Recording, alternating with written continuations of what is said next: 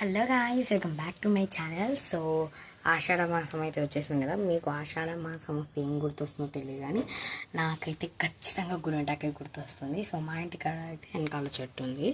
So ఇంకా దాన్ని తెంపేద్దామని వెళ్తున్నాను అనమాట. సో చూసారు కదా, మా చెట్టు అయితే ఇంత పెద్దగా ఉంది. ఇప్పుడు తెంపాలి దీన్ని.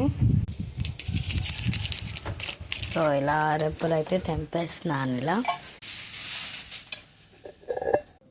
సో ఇప్పుడు ఆకైతే తెంపేసాము. ఇప్పుడైతే మిక్సీ పడుతున్నాం అనమాట. చింతపండు అండ్ పెరుగు అయితే వేసేస్తున్నాము మేము. ఇప్పుడు దీన్ని రుబ్బాలి.